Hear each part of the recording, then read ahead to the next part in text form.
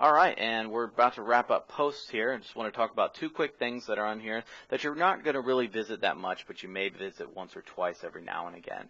And I just wanted to go ahead and go over them real quick. The first one is tags, and the second one will be categories. We'll go over that in a second.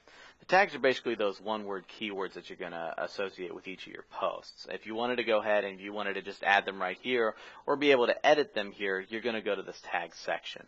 Some themes, but not many, once again, are going to utilize a description of a tag. So maybe if you wanted to use that, you can, but it's not really something that's very big that you needed to do.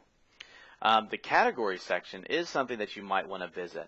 The categories basically is pretty self-explanatory. You have a category name and sometimes a description, but once again, check with your theme on that. But the major thing about a category is you can have this thing called a category parent. Basically, you can set up subcategories within your site for your posts. So let's say if we're using the example of Apple again, well, you can have maybe, let's say, an Apple category, but then you can have subcategories of each of its products, such as the iPhone, the iPad, the Mac Mini, the Mac Pro, so on and so forth.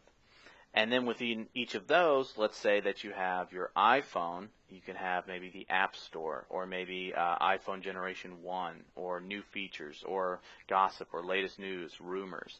So you can kind of nest them upon each other and have a much more structured setup of your blog. So that pretty much does it for categories. One other thing that's a really useful option inside of categories is if you go to your category section and you can see the different options that are available, you can also see how many posts are in your category. So if you have something that's got a whole lot of posts in it, and then maybe a category that maybe only has one or two, maybe you should take out that category and put it somewhere else. It's obviously not really doing what you want it to do. So this is kind of a nice little overview of exactly where the most of your blog content is basically being directed.